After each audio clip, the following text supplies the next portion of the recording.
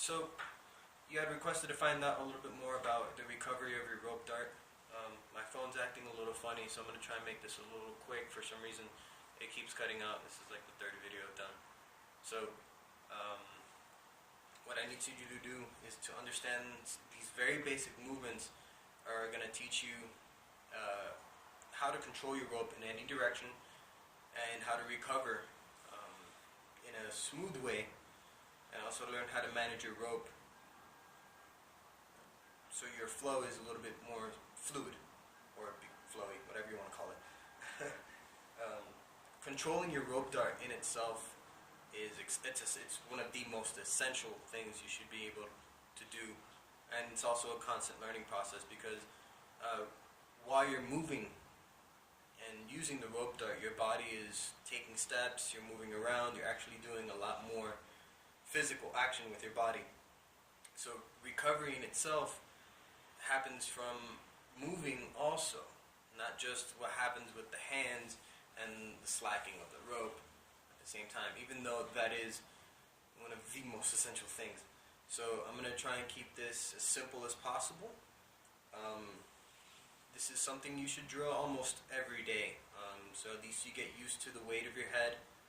Again, once you pick up your rope dart and actually like move around a little bit with it, what you need to do is learn how to keep a nice loose grip. At times you will have to kind of like grip it a little bit tighter so it moves a little slower, but not exaggerated to where it just doesn't move at all. Like just a little bit of a tighter grip as you're slacking the line, this slacking movement.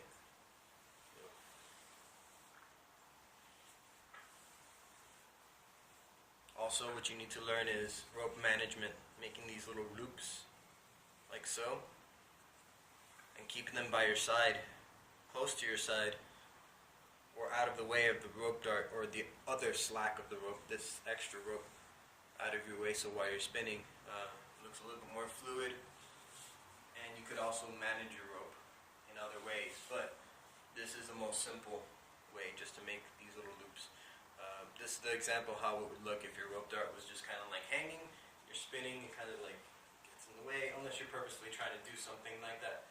But like as you're spinning, sometimes it does kind of get in the way, and like you end up getting tangled, and you're like, oh man, this isn't right. And it just also kind of makes what you're doing not so fluid.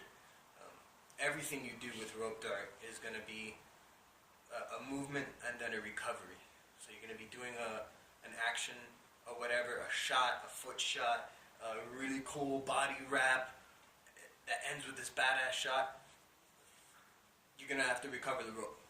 So this pendulum action, that sliding movement, this is really essential.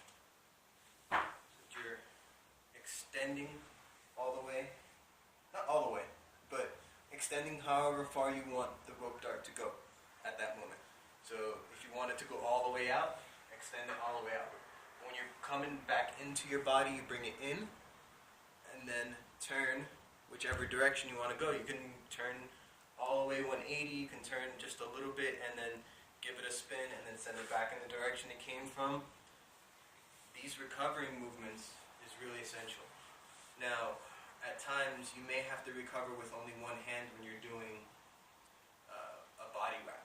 So you may do this.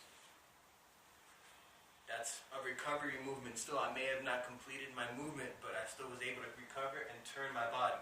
So you see how I'm doing this movement? It's happening because I'm moving with my body, but I'm also recovering the rope dart to make my movements look more fluid. So those movements, actually being able to step and turn while you're doing these like slacks or like anything while you're moving around, is essential. So you may have to move around your feet while you're doing this drill. You have to get behind you.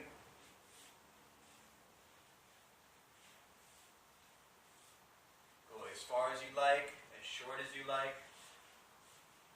But eventually you'll have to learn how to do it in every angle. So upward, also, downward, also. Get used to these movements. Slacking it and sending it out. Spinning and sending it out. And then bringing it back. Add a couple extra bunch of spins and then send it out again. Send it out. 2 ways. Give an extra couple spins. You do it really slow and then send it out and then bring it back. And then send it, spin it again. So these movements is really important. Drill them down a lot. It's going to help you out maintain fluid motions. It's going to help you this grip. Sometimes like loosen and play around with the rope itself. Like spin it around in almost any direction and get used to being able to send it outward or send it upward. You know, and then bring that slack and control how fast it's moving. Play around with the ideas. Play around with everything you learn, of course, so you can get used to these movements. I think that should be all. Really, really essential movements. Just being able to slack the line is very important. So I guess we learned a couple things. If you need any more information on this, I could probably link you to another video. But